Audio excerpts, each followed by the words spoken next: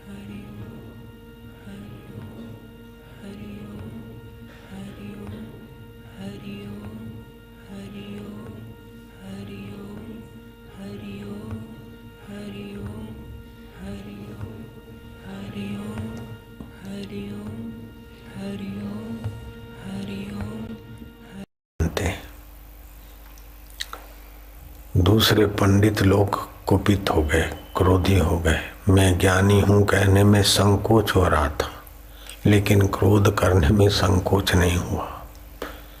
तो याज्ञवल्क्य ने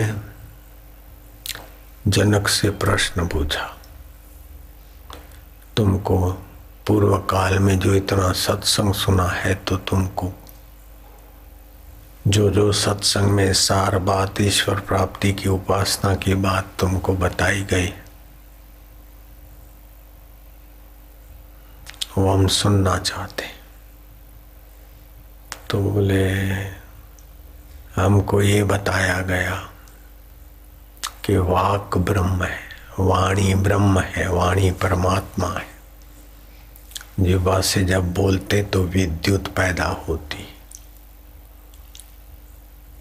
और एक दूसरे के आगे अर्थ की स्पष्टता होती और व्यवहार चलता है। वाणी ब्रह्म है, वाणी परमात्मा है। बोले, जिन्होंने बताया उनको धन्यवाद है। उनके पिता माता आध्यात्मिक है और उनको श्रेष्ठ गुरु की प्राप्ति है, तभी ऐसा बताया। लेकिन वाणी जहाँ से उठती है और वाणी का विषय और वाणी का अधिष्ठान, उसके विषय में बताया। बोले, वो तो नहीं बताया। तो वाणी तो ब्रह्म है, लेकिन ये वाणी 4 प्रकार की होती है, वैखरी, मध्यमा, पश्यंती और परा। और उसका उद्गम स्थान जो है चैतन्य परमेश्वर है, और सामने वाले वो शब्द भी नित्य है, और उसका अधिष्ठान शब्द का आकाश है। शब्द गुणकम आकाशम। तो ये तुमको बताया? बोले, वो तो हमको नहीं बताया गया। जनक का थोड़ा आदर याज्ञवल्क्य के प्रति हुआ। फिर बोले, और भी कोई तुमको सुनने को मिला है तो बताओ। हाँ, बोले, दूसरे ऋषि ने कहा कि श्रोत्र ब्रह्म है।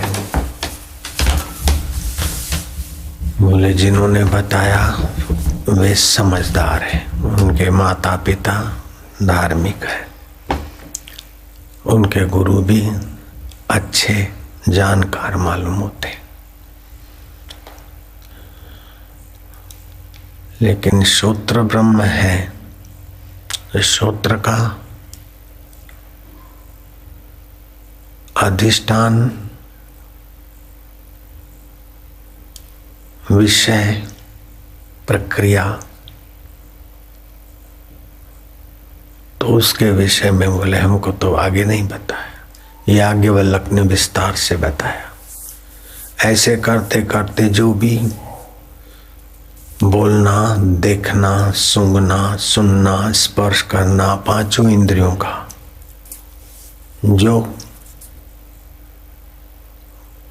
उपासना बताई गई थी उन पांचों इंद्रियों का अन्वय व्यतिरेक। जैसे आंख देखती है तो सुन नहीं सकती, कान सुनते तो देख नहीं सकते, जीभ चखती है तो सुन नहीं सकती।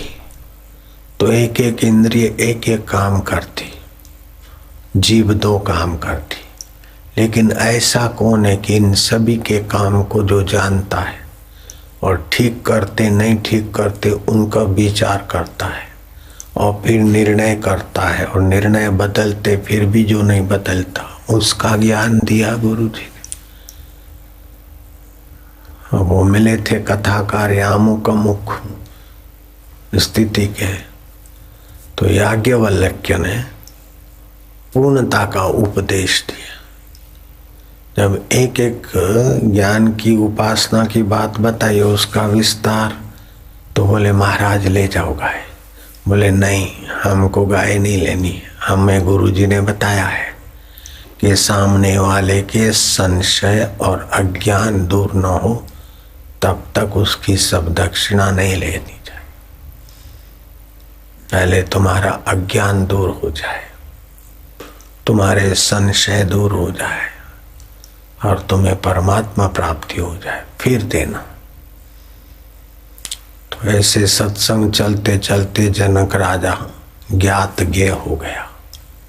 जिससे सृष्टि उत्पन्न होती है, जिसमें स्थित होती है, जिसमें लीन हो जाती है, उस अपने आत्म परमात्मा स्वरूप को ज्यों का त्यों जान लिया। फिर जानने वाला अलग नहीं रहा और जानने योग्य अलग नहीं रहा। जड़ और चेतन, अंदर और बाहर का भेद नहीं रहा। अब मंदिर में, मस्जिद में या पूजा स्थली में ही भगवान नहीं, ओत प्रोत भगवत सत्ता है और वो अपने आपे से, अपने आत्मा से अभिन्न है। इस प्रकार का ज्ञान हुआ और वो मौत से निर्भीक हो गया। जनक के गुरु ने पूछा था याज्ञवल्क्य जी से, राज पंडित ने सवाल कि सारा संसार मौत से ग्रस्त है और मौत से आदमी निर्भीक कैसे हो, मौत से कैसे बचे? जो भी चीजें मौत के मुंह में जा रही, जो जन्मता है मरता है, जो पद मिलता है छूटता है, बालक जवान होते जवान, बूढ़े होते बूढ़े मर जाते, कोई बाल्यकाल में ही मर जाते, कोई जुआनी में ही मर जाते, कोई जितना धन पे वही बहुत पद संभालते फिर भी संभलता नहीं, अंत में छूट जाता है। सब भयभीत है, कुछ ये न हो जाए वो न हो जाए। तो भय से कैसे मुक्त हूँ, मौत से कैसे मुक्त है?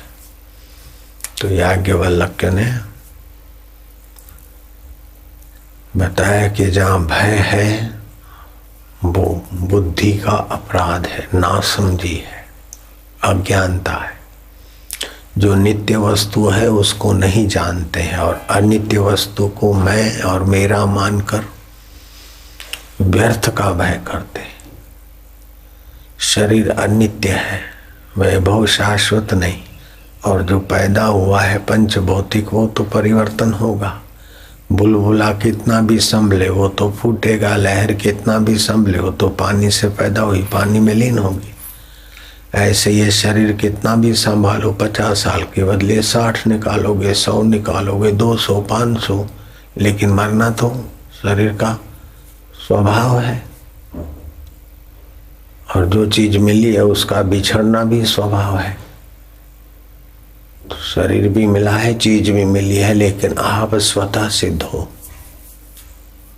आप शरीर के पहले भी थे, अभी भी हो, शरीर के बाद भी रहोगे। उसकी कभी मौत तुमने देखी नहीं, दूसरे के शरीरों की मौत देखी और अपने को तुम शरीर मानते हो। जो वास्तव में तुम नहीं हो उसको मैं मान के बैठे हो, जो वास्तव में तुम हो उसको नहीं जानते हो। यहाँ आता है गुरु कृपा ही केवलम शिष्यस्य परम मंगलम। ये परम मंगल होता है परमात्मा स्वरूप के ज्ञान से। जनक को याज्ञवल्क्य की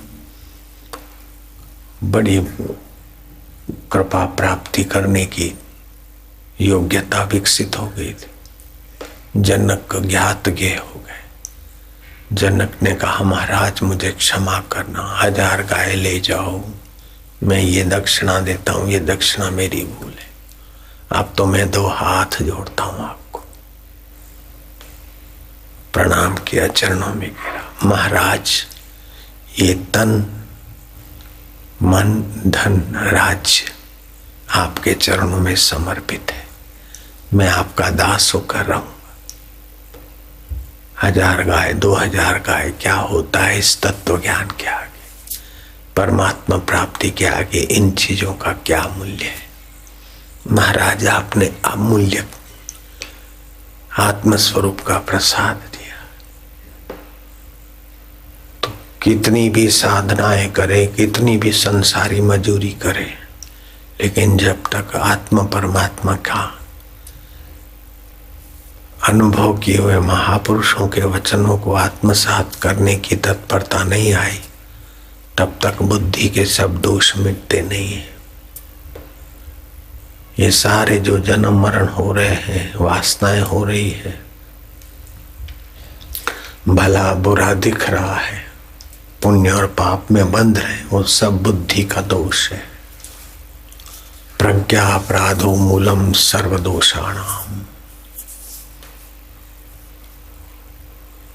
मन समाधि में हो, चाहे विक्षेप में हो, चाहे मूढ़ता में हो, चाहे एकाग्रता में हो, उससे भी परे जो नित्य मुक्त है, उसमें जो जग गए, उनको बाह्य परिस्थितियां प्रभावित नहीं करती।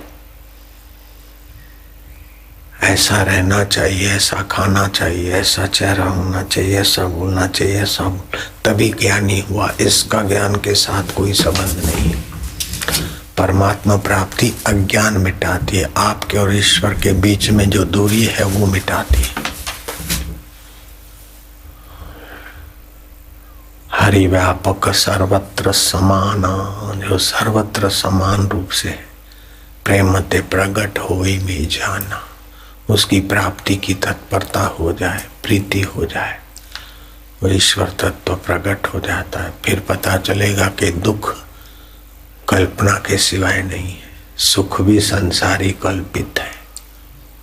नित्य आनंद स्वरूप परमात्मा सत्ता, पृथ्वी अमृतमय, जल अमृतमय, तेज अमृतमय, वायु अमृतमय, आकाश अमृतमय, जीवन अमृतमय, परिस्थितियां अमृतमय, विक्षेप अमृतमय, मृत्यु अमृतमय, सब अमृतमय ईश्वर की लीला है। इस प्रकार अपनी अमरता का और ईश्वर की अमृतमय लीला का बोध हो जाता है, ज्ञान हो जाता है। फिर कभी ये नहीं होता है कि ये शरीर का नाम बना रहे, ये मिले तो मैं सुखी, ये नहीं मिले तो मैं दुखी, नहीं, सब गुजर रहा है। तो जिनको जल्दी से जल्दी भगवत प्राप्ति करनी हो, दिन में 5 बार सब बीत रहा है, सब गुजर रहा है, सुख दुख की लहरियां हैं, लेकिन उसको जानने वाला नित्य परमात्मा मेरा आत्मा है। ओम प्रभु, ओम शांति, ओम। फिर मन इधर उधर जाए, ओम शांति, ओम आनंद। जो नित्य है वो नित्य है, और जो अनित्य है उसमें लीला होती रहती है। लीलाधारी नित्य है, लीला अनित्य है। ओम शांति। बीत रहा है, स्वतः गुजर रहा है। बचपन बीत गई, रखने से रही नहीं। जवानी बीत गई, किशोर अवस्था बीत गई, कल बीत गया, आज सुबह बीत गया, ये सब बीतने वाला है। इसको जानने वाला नित्य है और मेरा अपना आपा है। किससे धोखा करूं? नश्वर चीजों के लिए किससे द्वेष करूं, किससे राग करूं, किसको बुरा मानूं, किससे आसक्ति करूं? ओम आनंद। उसका व्यवहार समता का हो जाएगा, उसके जीवन में उदारता आ जाएगी, समता आ जाएगी। ऐसे नहीं पराये पैसों से उदारता करता रहे बदू ब्रह्मचर्य, नहीं। व्यवहार में उदारता, गांठ नहीं बांधेगा कोई, संकीर्णता नहीं रहेगी, समता, प्रसन्नता, नम्रता आ जाएगी, उदारता आ जाएगी। ये चार सद्गुण स्वाभाविक सिद्ध हो जाएंगे और मृत्यु का भी भय नहीं रहेगा। मान अपमान की तो बात ही कहाँ, मौत का भी भय नहीं, पद चला जाने का भय नहीं। वो जो शाश्वत पद है वो तो नित्य है और अनित्य पद तो किसी के रहे नहीं। कितने भी राजे महाराजे पद संभालते संभालते आखिर मर गए, प्रेत हो गए, लेकिन पद सदा नहीं रहा। अटल पद आत्मा है, परमेश्वर है और वो नित्य हमारा अपना आपा है, हमसे दूर नहीं। ओम ओम परमात्मने नमः जप बढ़ा दे, मौन बढ़ा दे, विचार बढ़ा दे, निष्काम सेवा बढ़ा दे, फालतू समय न गंवाए। जो व्यर्थ का समय गंवाते हैं वे अपने आप के दुश्मन हो जाते। या तो भगवत चिंतन, भगवत शांति, भगवत विचार, भगवत ध्यान, या तो भगवत प्रीति अर्थ सेवा सुमरण। ओम ओम ओम। यतो यतो निश्चरति मनश्चंचलम अस्थिरम ततस्ततो नियमेव आत्मन्येव वशम नेत। जहाँ जहाँ मन ये जाए चंचल और स्थिर, वहाँ से बुला लाकर उसी सिद्धांत में लगाए, उसी परमेश्वर में लगाए। गाय अंबार रही है, उसकी गहराई में कौन? पक्षी किलोल कर रहे, उनकी गहराई में कौन? गंगा बह रही, कल कल छल छल तो ध्वनि उस ब्रह्म की। इधर तो अच्छा नहीं है, इधर तो शोर होता है, मैं एकांत में जाऊंगा, एकांत में फिर गुफा में सुविधा नहीं है तो मैं शोर भीड़ में जाऊंगा, भीड़ में सुविधा है तो एकांत नहीं। कहीं न कहीं कुछ न कुछ मन खोज ही लेता है फरियाद और फिर भागता फिरता है।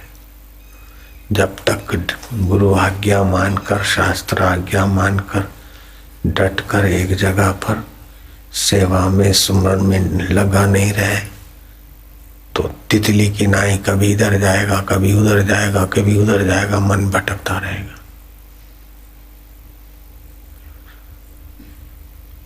इसलिए गुरु की आज्ञा से हमको गुरु जी को ख्याल रहता था, वही शास्त्र हम पढ़ते। मनमाने किताब पढ़ने लग जाएगा तो बुद्धि ऐसी हो जाएगी। जहाँ जाना है उधर का ही साहित्य, हमें तो ईश्वर स्वरूप में जाना है तो वही साहित्य, वही सत्संग, वही कैसे। दूसरे साहित्य, दूसरे संस्कार तो भ्रमित कर देंगे। कई वाद है, कई सिद्धांत है, कई कहानियां है। कहानियां मनुष्यों को प्यारी लगती, अच्छा है, कहानियां में प्रियता है। और वो कहानियां अगर जनक जैसों की है, याज्ञवल्क्य के जैसी है तो वो कहानियां या घटनाएं तो सत्य से मिलाने में सहायता करती।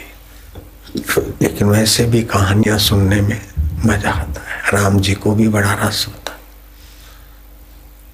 रामायण में वर्णन आता है।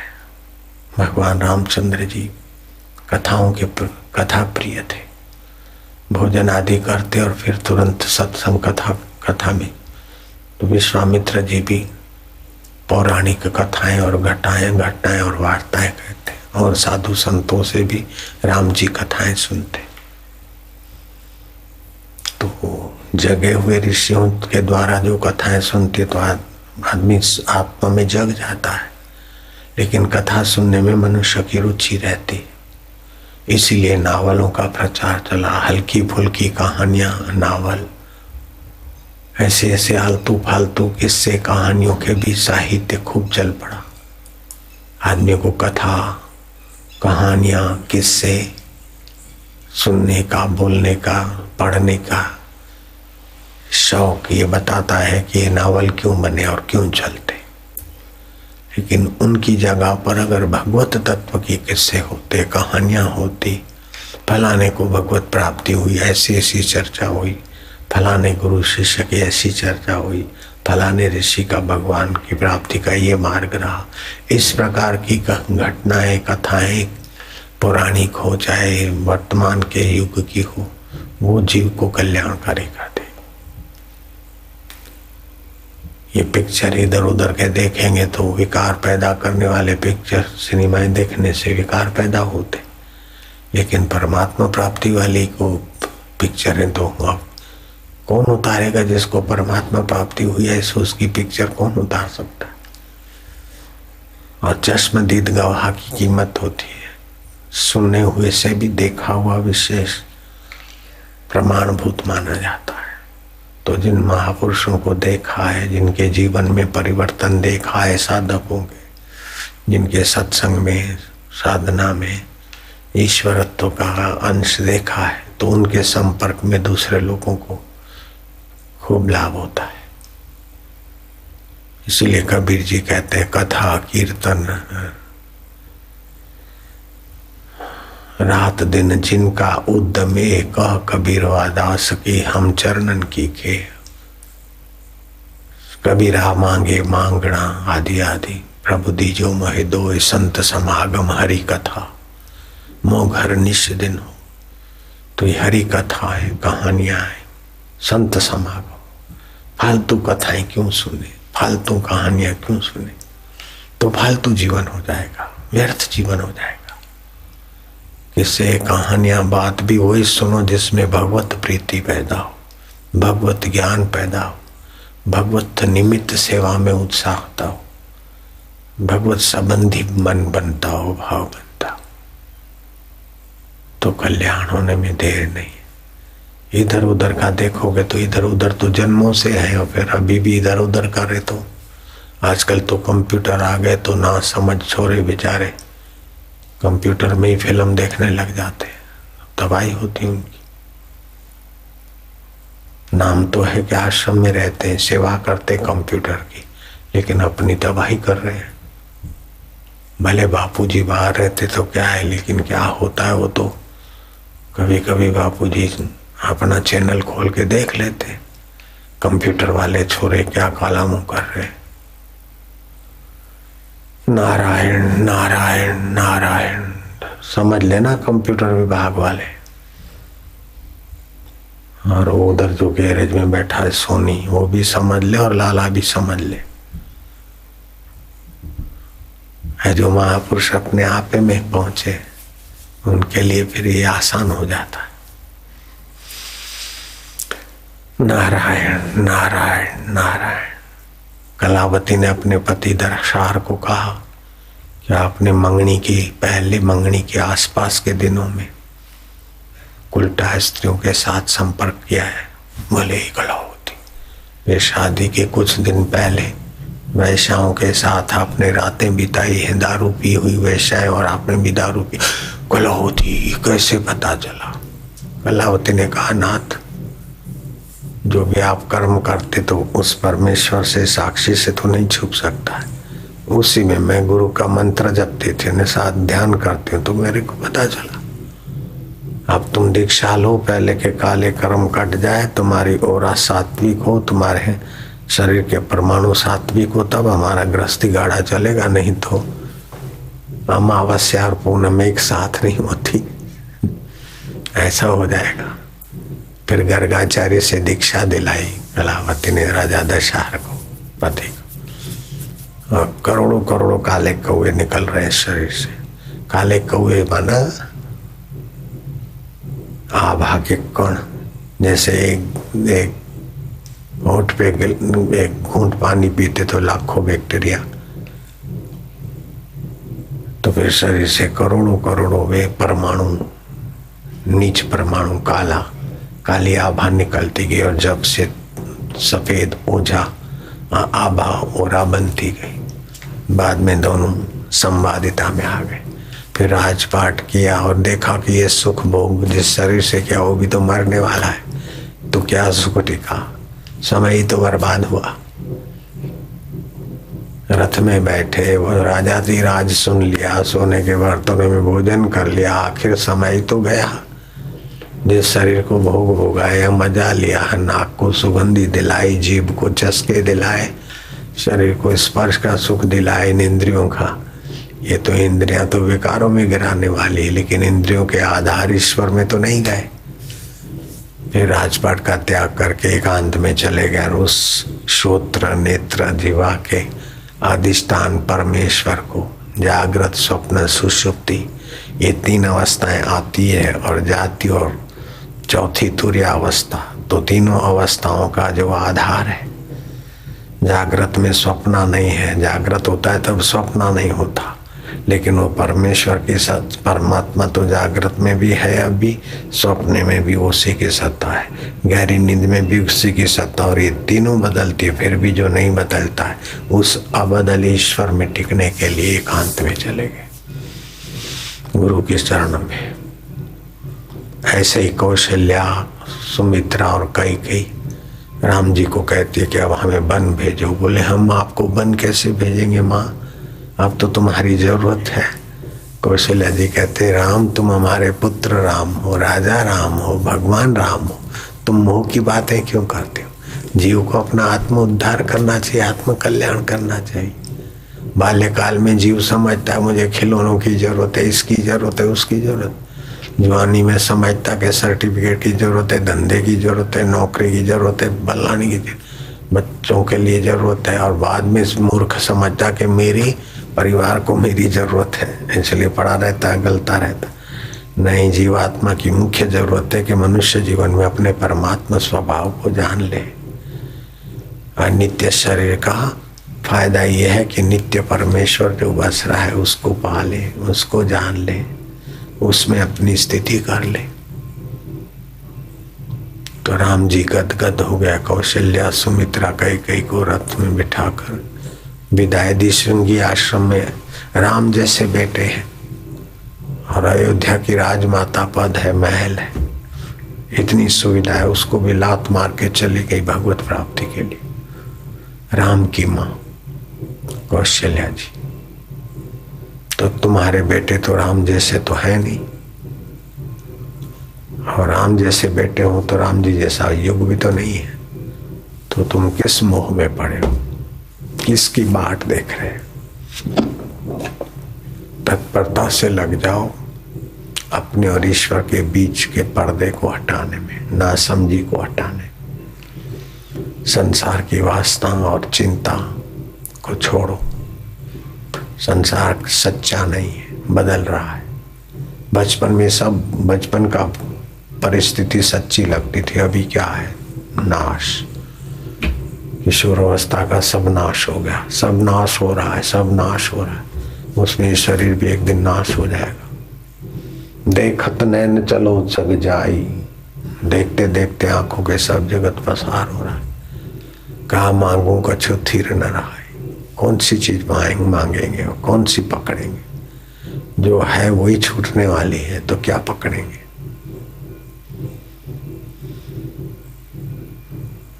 जो पाना है उसको पा ले, जिसको जानना है उसको जान ले, फिर समाज के हित के लिए, दूसरों को ज्ञान प्रकाश करने के लिए करो।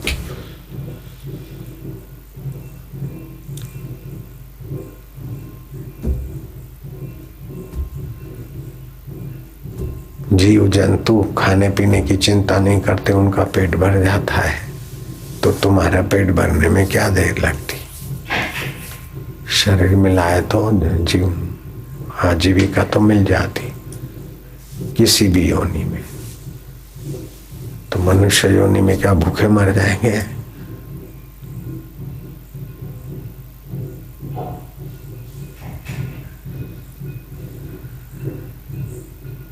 तो दिन में 5 टाइम चिंतन करके शांत, चलते फिरते सोचो कि ये मिल गया आखिर क्या, ये पा लिया आखिर क्या, ईश्वर क्या है। जनक को कैसी तड़प थी, 5 देश, कहाँ तो मिथिला बिहार में और कहाँ पंजाब, वहां से इधर से उधर से सत्संग देने वाले महापुरुषों को आमंत्रित करके सम्मेलन करते थे। तो जनक में त्याग भी था, दान भी था, सत्संग की प्रीति भी थी, गुणग्राह्यता भी थी। याज्ञवल्क्य जी क्या उपदेश सुनते काम हो गया। नारायण नारायण नारायण नारायण।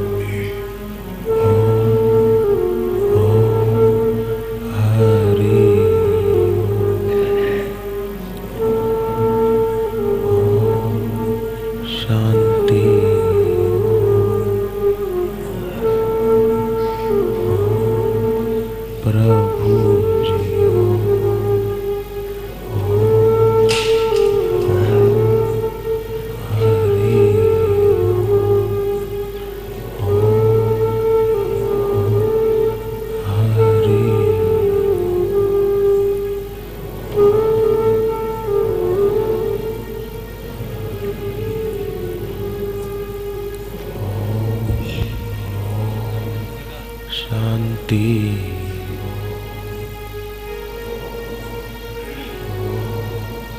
प्रभु जी ओम, ओम प्यारे जी ओम, मेरे जी ओम, ओम आनंद ओम, शांति।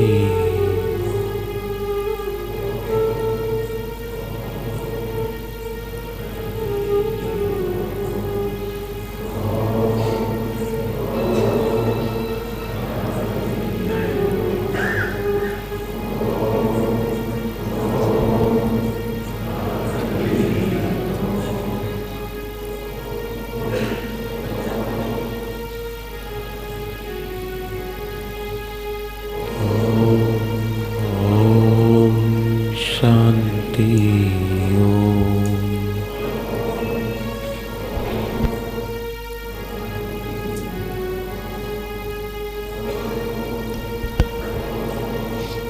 हरि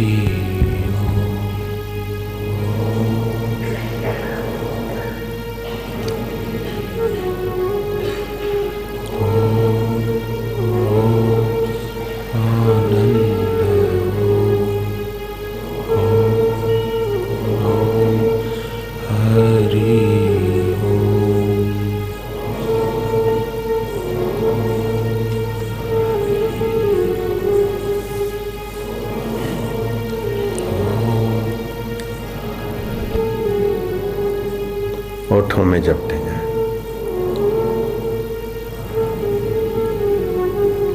ओम शांति।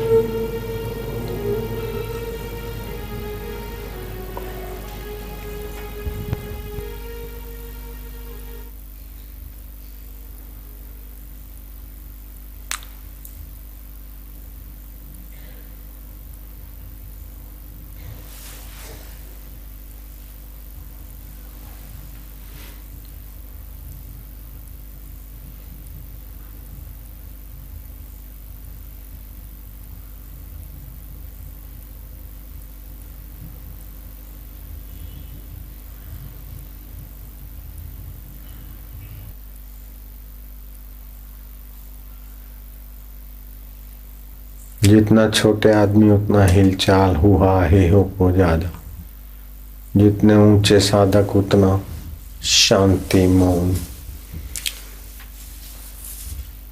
रविवार को हम औरंगाबाद गए। रविवार को उदयपुर में भी सत्संग था। औरंगाबाद में लाखों लोग थे और 15 दिन से साधना कर रहे थे। वैसे भी हजारों लोग थे, 20, 25, 30 हजार। 8 दिन से मौन रहते थे बेचारे धूप में। कल तो हमको बड़ा तरस आया। कोई संत है, उनका खेती है 200 एकड़ में, वहाँ आश्रम भी है। तो साल में 10-15 दिन का प्रोग्राम होता है उनका। तो इस बार उस कार्यक्रम की पूर्णाहुति मेरे हाथ से करवाना था और वो मौन खोलने वाले थे। मेरे हाथ से, मेरे द्वारा मौन खोलने का कार्यक्रम था उनका। बड़ा आग्रह था।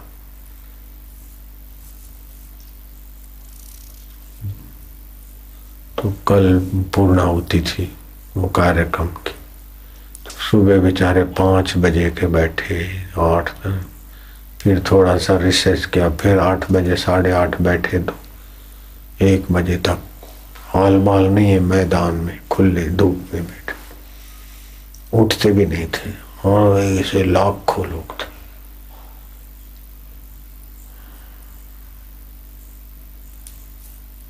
फिर कल विदाई के दिन भोजन भी नहीं हुआ। लाखों आदमियों को भोजन कैसे कराए, वो कहाँ कराए। तो बूंदी और ममरा प्रसाद में।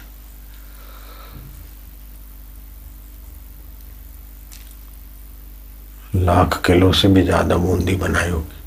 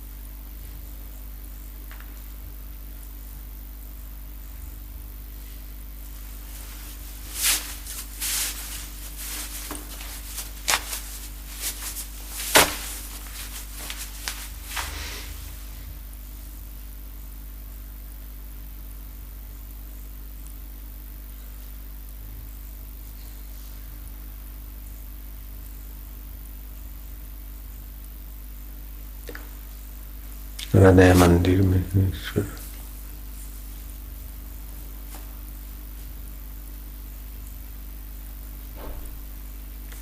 जिसको अपने हृदय मंदिर में, दूसरे के हृदय मंदिर में ईश्वर नहीं दिखता, वो भी उसकी साधना बाकी है। साधना कितनी भी करे, ज्ञान संयुक्त करेगा तो पहुंच जाएगा। विचार से बुद्धि के दोष दूर हो जाएंगे। अच्छे थे, बड़ा मेरे को तो बहुत बहुत आदर देते थे। इतने बहुत सारे संत आए, कहाँ कहाँ क्या है प्रवचन का। हम तो केबिन में बैठते थे, हमारा केबिन था, बाकी सब संत दोनों तरफ उनके थे। दुख सुख अनित्य संबंध, मेरा बेटा, मेरा पति, ये तो मूर्ख लोग मेरा मेरा करके रो रहे हैं।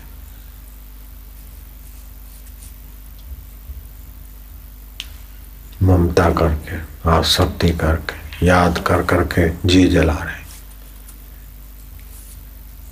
जो अपना आत्मा है वो नित्य है, बाकी जो मिलता है, बनता है, बिगड़ता है। वशिष्ठ महाराज ने राम जी को उपदेश दिया कि एक मूर्ख बालक था, उसने आकाश की रक्षा करने के लिए घड़ा बनाया। वो मिट्टी का घड़ा था, खेलते खेलते फूट गया तो रोने लगा, हाय रे हाय मेरा घड़ा टूट गया। फिर सोचा कि अब घड़ा पक्का करूंगा, तो घड़ा फिर से कुआ के पक्का कर दिया। ठोकर बाकर लगी तो अब भी टूट गया। फिर सोचा अब कुआ खोदूंगा और आकाश की रक्षा करूंगा, तो कुआ भी ढह पड़ा और वो रोता रहा। आकाश क्या है? आकाश आत्मरूप आकाश है और शरीर रूपी घड़ा है।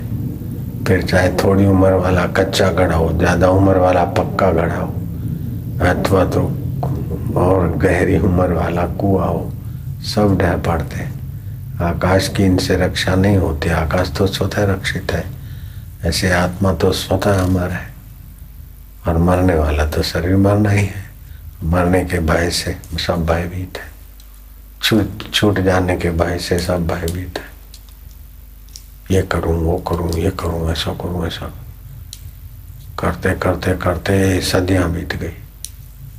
लेकिन ऐसी अवस्था है कि जिससे किया जाता है उसमें थोड़ा शांत हो जाए, ज्ञान संयुक्त, और अपने व्यक्तिगत अहंकार के लिए नहीं, वाहवाही के लिए नहीं, स्वार्थ के लिए नहीं, अपने दिव्य सत्संग का प्रचार प्रसार उसीलिए थोड़ा करो तो ठीक है। बाकी स्वार्थ के लिए तो कर करके लोग परेशान हो रहे। कर्म बंधन, कुछ लोग कर्म भीरू होते, कोई कर्म आसक्त होते, कोई कोई विरले है अनासक्त, वो धन्य हो जाते। ओम ओम ओम।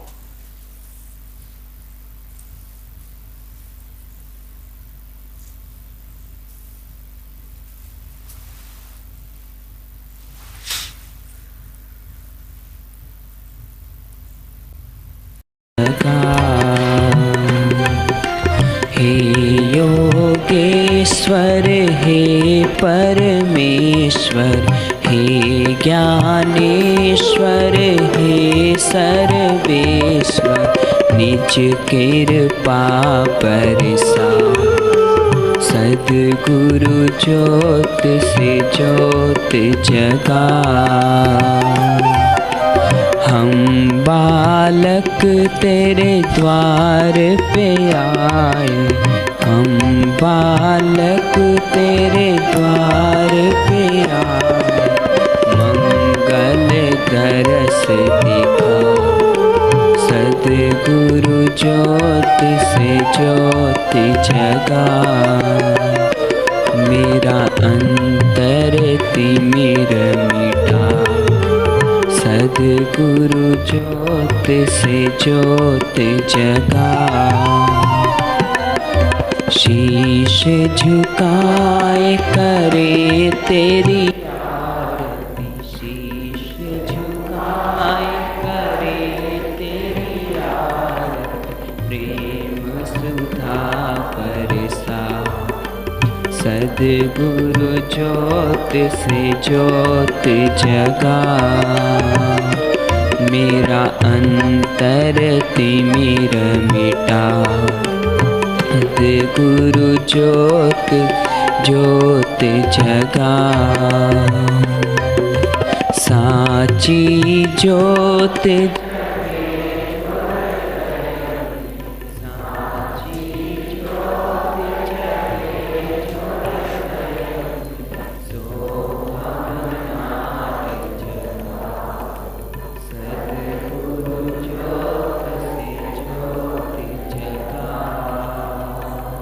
मेरा अंतर तिमिर मिटा, सद्गुरु ज्योत से ज्योत जगा।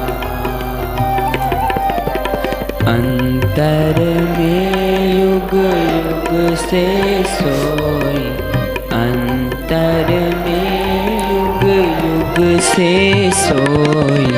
चित शक्ति को जगा, सद्गुरु ज्योत से ज्योत जगा। मेरा अंतर तिमिर मिटा, सद्गुरु ज्योत से ज्योत जगा। जीवन में श्री राम अविनाशी, जीवन में सद्गुरु अविनाशी। चरणन शरण लगा, सद्गुरु ज्योत से ज्योत जगा।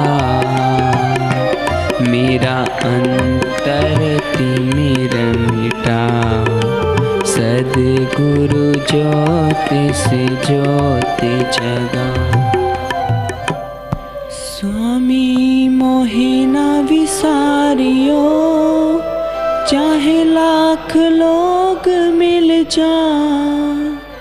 हम सम तुमको बहुत हैं, तुम सम हमको ना। दीन दयाल को विनती, सुनो गरीब नवाज।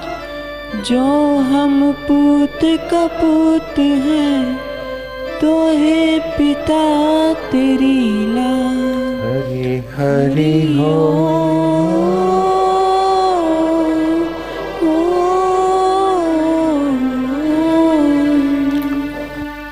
चलो।